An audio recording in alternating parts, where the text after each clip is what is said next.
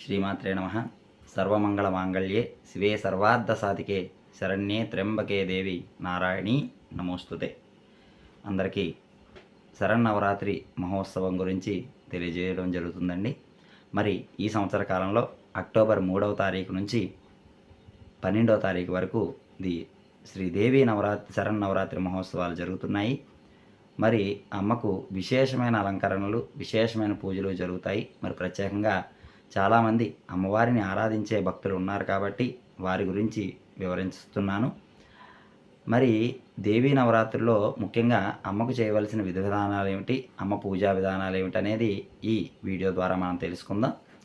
అయితే ముఖ్యంగా దేవిని కలశస్థాపన చేసుకోవచ్చు, కలశస్థాపన ద్వారా పూజించుకోవచ్చు.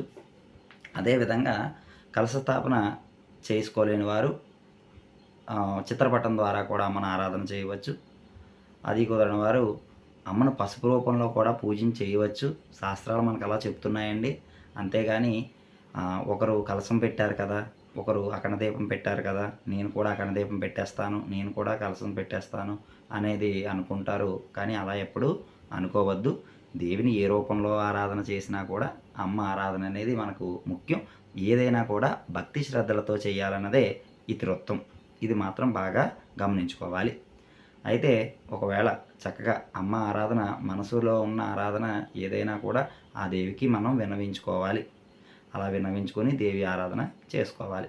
చాలామందికి ఉన్న సందేహం ఏంటంటే, పల్లెటూరు ప్రాంతాల్లో కానివ్వండి, ఎక్కడైనా కానివ్వండి, చాలామందికి ఉన్న సందేహం ఏంటంటే, అమ్మవారు సింహం మీద కూర్చున్నారండి, ఆ సింహం మీద ఉన్న చిత్రపటం కానీ, పులి మీద ఉన్న చిత్రపటం కానీ మా ఇంట్లో ఉండవచ్చనా అని చాలామంది అడుగుతూ ఉంటారు.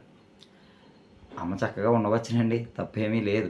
ఒకవేళ మీకు ఆ సందేహం ఉండి, లేదు మేము పెట్టుకోమండి, మాకు వద్దు అనుకునే వాళ్ళు ఎవరైనా సరే మహాలక్ష్మిని ఆరాధన చేయండి, సరస్వతిని ఆరాధన చేయండి. అమ్మ రూపాలన్నీ కూడా ఒకటే. అందుకే నవరాత్రిలో అమ్మవారి యొక్క అలంకార వైశిష్ట్యం కూడా అదే కదా. అమ్మ రూపాలు బాలగా, గాయత్రిగా, అన్నపూర్ణగా, లలితగా, చండిగా, సరస్వతిగా, లక్ష్మిగా, దుర్గగా, మహిషాసురమర్దినిగా, ఈ తల్లి నామాలు, తల్లి రూపాలన్నీ కూడా మనలో ఉండే కామక్రోధ లోభ మోహ మదమాశ్చర్యాలు ఇలాంటి ఇత్యాదులన్నిటిని కూడా మనలోంచి బయటికి లాగడానికి అమ్మ అన్ని రూపాలు అవతరిస్తుందన్నమాట. ఎందుకంటే మనం మనిషిమైతే అయ్యాం తప్ప మనలో ఉండే గుణాలన్నీ కూడా రాక్షస గుణాలే. రాక్షస బుద్ధులు, రాక్షస గుణాలు మనలో ఉంటాయండి. మరి ఇలాంటి దుర్గతులన్నీ తొలగించే ఆవిడ కాబట్టే దుర్గ. కాబట్టి ఆవిడ ఆరాధన ఈ శరన్నవరాత్రిలో విశేషమైనది.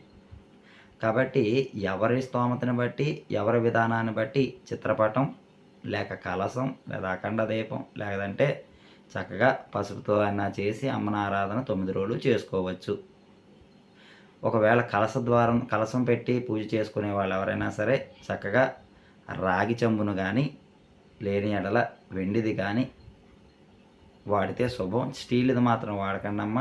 చక్కగా రాగి చెంబు కానీ, చక్కగా వెండిది కానీ, లేకపోతే మన లోహాలతో చేసేది ఏదైనా కూడా మంచిదే. అని స్టీల్ది మాత్రం పనికిరాదు. మట్టిది పెట్టినా కూడా శుభమే, ఇంకా మంచిది. మట్టి పిడత పెడితే ఇంకా మంచిది, చాలా మంచిది. చక్కగా నీటిని సగం వరకు వేసి చక్కగా గంధము, పసుపు, కుంకుమ, మంగళకరమైన ద్రవ్యాలండి ఏవైనా వేయవచ్చు. పసుపు, కుంకుమ, గంధము, అక్షతలు, జొవ్వాది ఇత్యాది అన్నీ కూడా అందులో వేసి చక్కగా మామిడి ఆకులను పెట్టి, మామిడే కాదు దొరికిన వారు ఇంకా రావి ఆకులు, జువ్వి ఆకులు ఇలాగా పత్రినంతా కూడా కలశంలో ఏర్పాటు చేసుకోవచ్చు. దొరకని వారు ఏవైనా ఉంటే ఒక పత్రి చక్కగా మనకు మరి మామిడి కొమ్మలు దొరుకుతాయి కాబట్టి మామిడి కొమ్మలు, లేని వారు తమలపాకులు కూడా వేసి పెట్టుకొని చక్కగా పైన కొబ్బరికాయను అమర్చుకొని చక్కగా జాకెట్ బట్టని పెట్టుకుంటారు. ఒక్కొక్క సంప్రదాయం ప్రకారం, ఎక్కడ సంప్రదాయం ప్రకారం ఆ విధంగా కలశ స్థాపన అనేది చేసుకోవడం జరుగుతుంది. అప్పుడు కలశ స్థాపన ఏ సమయంలో చేసుకోవాలంటే, ఈ సంవత్సరం ప్రత్యేకంగా 4 గంటల 16 నిమిషాలకు అమ్మవారి యొక్క కలశ స్థాపన అనేది చేసుకోవాలి. లేనివారు ఏదైనా కూడా 8 గంటలు 9 గంటల లోపు కలశ స్థాపన చేసుకోవచ్చు. ఏం కంగారు పడాల్సిన పని ఏమీ లేదు. ముఖ్యంగా కలశం పెట్టుకునే వాళ్ళు చక్కగా కలశాన్ని ఏర్పాటు చేసుకొని చక్కగా తవతో బియ్యం పోసుకొని మధ్యస్థానంగా అమ్మవారిని కలశంలోకి ఆవాహన చేసి 9 రోజులు కూడా కలశానికి కుంకుమార్చన చేసుకోవాలి. ఎందుకంటే అమ్మవారి కుంకుమార్చన అనేది చాలా విశేషమైంది. చాలా అంటే చాలా విశేషమైంది. దేవి ఆరాధనలో ముఖ్యమైనది కుంకుమార్చన. ఈ కుంకుమార్చన పూజించి దేవిని ఆరాధన చేసి 9 రోజులు కూడా ఒకవేళ అఖండ దీపం పెట్టుకునే వాళ్ళు ఎవరైనా కూడా దేవి ఆరాధన చేసిన రోజే అఖండ దీపం పెట్టుకోవాలి. లేదు మేము అఖండ దీపం పెట్టుకోము అనుకునే వాళ్ళు ఎవరైనా సరే ఉదయకాలము సాయంకాలము దీపారాధన చేసుకుంటే సరిపోతుంది. నువ్వుల నూనె, ఆవు నెయ్యి, కొబ్బరి నూనె మీ విధిని బట్టి మీరు దీపారాధన చేసుకోండి. మరి దేవికి ప్రసాదాలు ఏం పెట్టాలనే సందేహం కూడా ఉంది. ఎందుకంటే నేను ఎందుకు ఇవన్నీ వివరంగా చెప్తున్నానంటేనండి, చాలామంది హెచ్చుకుపోయి పలానా వాళ్ళు చేస్తున్నారు, ఈవిడికి ఇది పెట్టకపోతే కోపమేమో, ఇది పెట్టకపోతే అనర్థమేమో, ఈ దుర్గాదేవి పట్టమే పెట్టాలేమో, లక్ష్మీదేవిని ఇక్కడ పెట్టకూడదేమో అని ఇలాంటి ఎన్నో సందేహాలు చాలామందిలో ఉన్నాయి. మరి అలాంటి సందేహాలన్నీ పక్కకు తోయండి ఫస్టు. మన మనసే నిర్మలమైనది. ఆ నిర్మలమైన మనస్సును మనం పెట్టుకోవాలి. అందులో ఆ మనసులో మనం దేవిని ఆవాహన చేయాలి. మొదటగా మనం చేయవలసిన పని అది. మనం దేవిని మన మనసులోకి ఆవాహన చేయాలి. మన మనసులో ప్రతిష్టాపన చేయాలి. మన మనసులో పూజ చేయాలి. మన మనసులో చేసిన పూజ ఆ దేవికి చెందుతుంది. అది చేసి అప్పుడు బాహ్య ప్రపంచం అనుకుంటాం తప్ప అంతర్ ప్రపంచంలోనే దేవి ఆరాధన చేసుకోవాలి. దేవి నామాన్ని ఎక్కువ పఠించమని ఎందుకు చెప్తారండి? మరి అంతర్గతమైన విధానంలో మనం చేసేదే మనకు ఎక్కువ రెట్టింపు ఫలితాన్ని ఇస్తుంది. బాహ్య ప్రపంచంలో చేసేది రెట్టింపు అనేది ఏమీ ఉండదు. చూడడానికి మాత్రమే ఉంటుంది తప్ప అది మనం అనుభూతి చెందలేము. అనుభూతిని చెందలేము. కాబట్టి ఇది ప్రతి ఒక్కరూ గమనించుకోవాలి. పటరూపమైన అమ్మ, కలశరూపమైన అమ్మ, ఏదైనా అమ్మే. అమ్మ అంటే అమ్మే. ఇది అందరూ గమనించాలి. ఈ విధంగా అమ్మను మీ శక్తి కొలది 9 రోజులు ఆరాధన చెయ్యండి. 9 రోజులు కూడా విశేషంగా బ్రహ్మచర్యాన్ని పాటించండి. నేలపై శయనించండి. ఒక పూట భోజనం చేయండి. ఒక పూట అల్పాహారం తీసుకోండి. ఇదన్నీ కూడా ఎందుకు అంటేనండి, ఇది అంటే అమ్మవారు అలా ఉండమందా గురువుగారు అంటే దాని గురించి కాదండి. ఇదంతా కూడా ఒక శ్రద్ధ. ఒక శ్రద్ధాభక్తులతో చేసేటప్పుడు ఈ నియమాలు తప్పనిసరి అనేవి మనం పెట్టుకున్న ఎడల ఆ దేవిని చేరుకోవడానికి మంచి మార్గం అనేది ఉంటుందన్నమాట. కాబట్టి తక్కువగా తినడం, మనం అమ్మ సేవలో ఎక్కువగా గడపడం అనేది చేసుకుంటూ ఉండాలి. ప్రతి పూజ వెనకాల పరమార్థాలు అనేవి ఉంటాయండి. అది గమనించుకుంటే తెలుస్తుంది. అదేవిధంగా తర్వాత 9 రోజుల ఆరాధన పూర్తి చేసుకోవాలి. దశమి నాడు కూడా పూజించాలి అమ్మని. చాలామందికి తెలియని విషయం ఏంటంటే నవరాత్రులు 9 రోజులు చేసి విజయదశమికి చక్కగా విజయవాడ కొండకు కానీ లేకపోతే దగ్గరున్న అమ్మ దగ్గరికి కానీ వెళ్ళిపోతారు. ముఖ్యంగా భవానీ మాలలు వేసేవాళ్ళు చక్కగా 9 రోజులు పూర్తయిపోయాయి, మాకు దీక్ష అయిపోయింది, ఇంకా మేము వెళ్ళిపోయి అమ్మ దగ్గర మాల విసర్జన చేసేస్తామని వెళ్ళిపోతారు. ఇది ఇక్కడ మీరు గమనించాల్సిన విషయం ఏంటంటే నవరాత్రులు 9 రోజులు పూర్తయిన తర్వాత విజయదశమిని కూడా అమ్మను ఆరాధన చేసిన వారికి మాత్రమే విశేషమైన ఫలితం ఉంటుంది. విజయదశమి అపరాజితాదేవి పూజ చేస్తేనే విశేషమైన ఫలితం ఉంటుంది. ఇది అందరూ గమనించుకోవాలి. అమ్మ ఆరాధన తప్పనిసరిగా చేయాలి. విజయదశమి ఆరాధన తప్పనిసరిగా చేయాలి. ఈ నవరాత్రులకి అదే పెద్ద విశేషం. అందుకే కదా 9 రోజులు చేసిన తర్వాత విజయదశమి నాడు కదా విజయం సంపాదించేది మనం. కాబట్టి విజయదశమి నాడు కూడా అమ్మను ఆరాధన చెయ్యాలి. తప్పనిసరిగా ఆరాధన చెయ్యండి. రాముడు అంతటి వాడే చేశాడట. మనం ఎంతండి? సాక్షాత్ రాముడు అంతటి వాడే దేవిని 9 రోజులు ఆరాధించి విజయదశమి నాడు అమ్మ తన దివ్య ఖడ్గాన్ని రాముడికి ఇవ్వడం జరిగిందట. మరి చూడండి ఎంత భగవంతుడే స్వయంగా దేవి తత్వాన్ని తెలుసుకుంటూ చేసిన వ్రతం దసరా వ్రతం. కాబట్టి దీన్ని అందరూ కూడా దేవీ వ్రతాన్ని అందరూ ఆచరణ చేసుకోవాలి. కలశ స్థాపన చేసుకున్న వాళ్ళు కలశ స్థాపన, గౌరిగా పూజించే వాళ్ళు గౌరిగా ఏ రూపంలో భావించినా దేవీ తత్వాన్ని తెలుసుకొని పూజిస్తే చాలా మంచిది. 9 రోజుల ఆరాధన తర్వాత విజయదశమి కూడా పూజించండి, ఆనందంగా ఉండండి.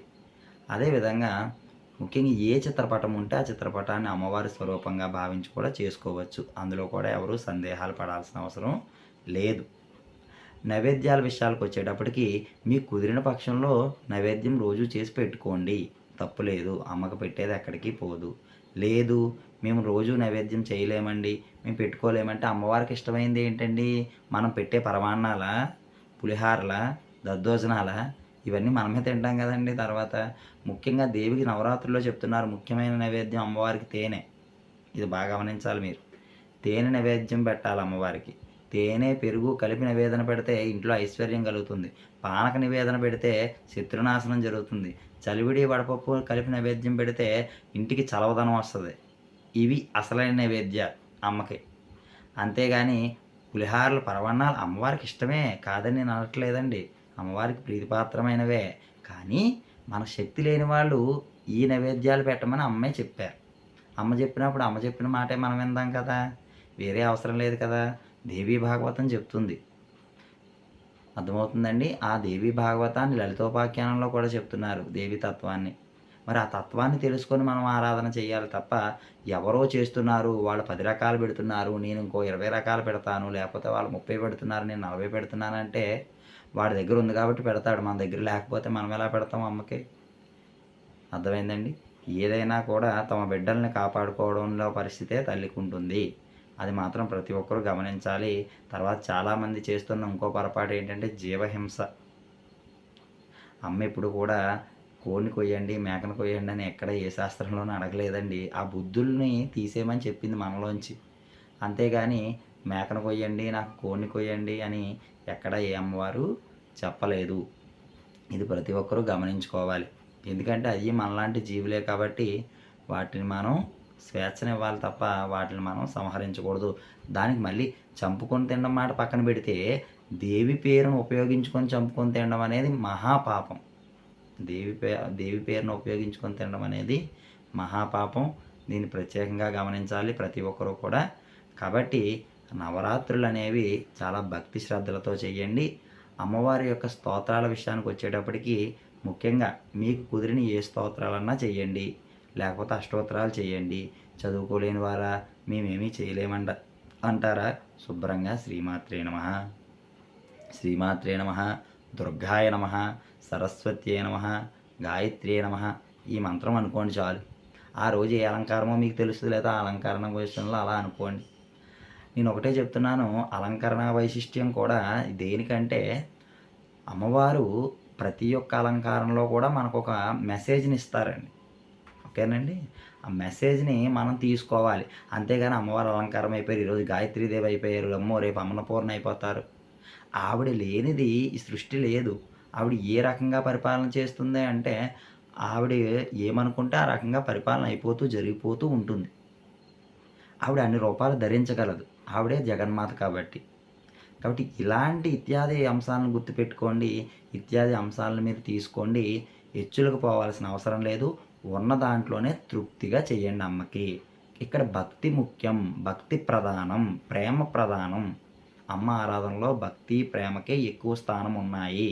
అంతే తప్ప మనం పెట్టే నైవేద్యాల్లో కానీ, మనం చూపించే విషయాల్లో కానీ, వేటిలో కూడా అమ్మ విషయాలు మనకి కుదరవు. ఇది అందరూ గమనించుకోవాలి. ఏ రూపమైన అమ్మ రూపమే. చక్కగా ఆరాధన చేయండి. నవరాత్రి యొక్క పరిపూర్ణ అనుగ్రహం విజయదశమి కూడా చేసి పరిపూర్ణ అనుగ్రహాన్ని పొందండి. దేవీ కృపకు పాత్రులు కండి. శ్రీమాత్రే నమః.